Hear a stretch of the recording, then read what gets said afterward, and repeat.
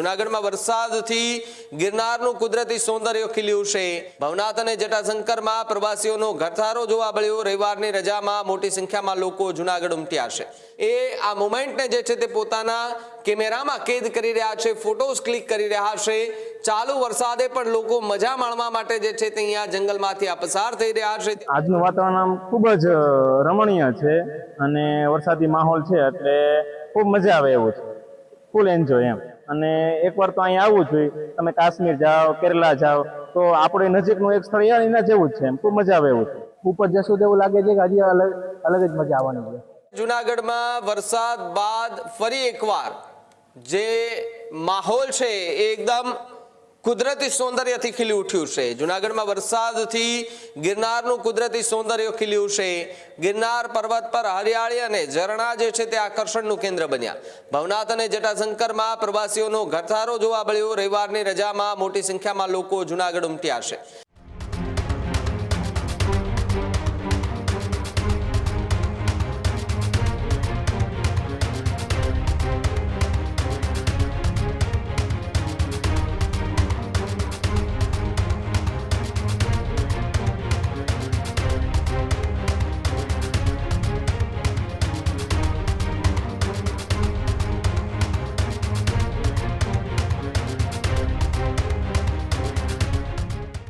વરસાદી માહોલમાં પ્રવાસીઓએ કુદરતી નજારાનો આનંદ માણ્યો છે। ગિરનારની ટેકરીઓ પરથી વહેતા ઝરણા મનમોહક બની ચૂક્યા છે।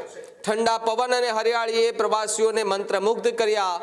ફોટોગ્રાફી માટે પ્રવાસીઓમાં ઉત્સાહ પણ જોવા મળ્યો, જ્યાં ચોમાસામાં ગિરનારનું સૌંદર્ય ખાસ આકર્ષણનું કેન્દ્ર બનતું હોય છે। વરસાદી વાતાવરણથી ભવનાથ ગિરનાર વિસ્તારમાં રોનક જે છે તે વધતી જોવા મળી રહી છે। ગ્રુપોનું ટોળું જે છે તે ત્યાં અત્યારે જોવા મળી રહ્યું છે।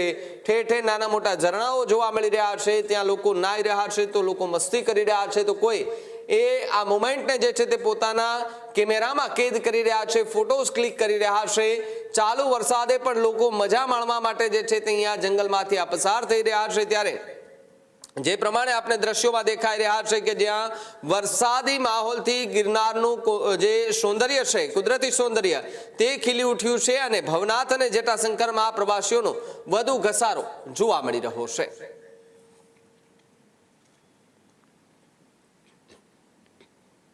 મારું નામ અગ્રાવત પ્રતિક, મૂળ મારું ગામ છે લીમત્રા, બીસ તાલુકો, અને જટાશંકર મહાદેવ દર્શને આવેલા હતા। આજનું વાતાવરણ ખૂબ જ રમણીય છે અને વરસાદી માહોલ છે એટલે ખૂબ મજા આવે એવું છે, ફૂલ એન્જોય એમ। હા, ચોમાસામાં ખાસ કરીને જટાશંકર ને ગિરનારના પર્વત ઉપર આવવું એક કુદરતનો લાહવા જેવું છે અને પૃથ્વી પરનું સ્વર્ગ કહી શકાય એમ। અને એકવાર તો અહીંયા આવવું જોઈએ, તમે કાશ્મીર જાઓ, કેરલા જાઓ તો આપણે નજીકનું એક સ્થળ એના જેવું જ છે એમ, ખૂબ મજા આવે એવું છે। મારું નામ જીતેન્દ્ર વદ્રા છે। અમે રાજકોટથી આવ્યા છીએ। અત્યારે અહીંયા તમે જોશો તો બહુ જ મસ્ત વરસાદ ચાલુ છે। અત્યારે ઝરણા વહી રહ્યા છે અને બહુ જ આનંદ થઈ રહ્યો છે। તો અમને એવું લાગી રહ્યું છે કે અમે કોઈ બીજા રાજ્યમાં આવી ગયા છીએ।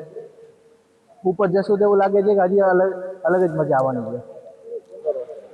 એવું લાગી રહ્યું છે કે તમે માને કે આપણે મતલબ આપણે કાશ્મીર સાઈડ અથવા તો બીજા કોઈ રાજ્યમાં હોય છે એવું લાગી રહ્યું છે, કેમ કે અહીંની જે ગ્રીનરી છે બહુ જ સારી લાગી રહી છે। ખેડૂત ભાઈઓ છે ખેતરમાં ડ્રોન ઉડાવતા હોય છે ત્યારે આપણે એક પ્રશ્ન સતાવતો હોય છે કે જે આપણે અત્યાર સુધી જીપીએસ ટેકનોલોજી વાળા ડ્રોન વાપર્યા છે, જેથી કરીને મોબાઈલ ટાવર છે અથવા તો હાઈ ટેન્શન લાઈન પસાર થતી હોય, કોઈ વૃક્ષો હોય, ત્યારે જે જીપીએસ ટેકનોલોજી વાળા ડ્રોન છે એમાં ટકરાય અને ટ્રેસ થાય છે। પણ એગ્રીઓન લાવ્યું છે જીએનએસએસ ટેકનોલોજી ડ્રોન, જેથી કરીને એ ડ્રોન છે એ કોઈ જગ્યાએ ટકરાય નહીં, પોતાની રીતે જ ડિસિઝન લે છે અને મૂવ થઈ જાય છે, જેથી કરીને જીએનએસએસ ટેકનોલોજી ડ્રોન છે એ વાપરવાનો આગ્રહ રાખો।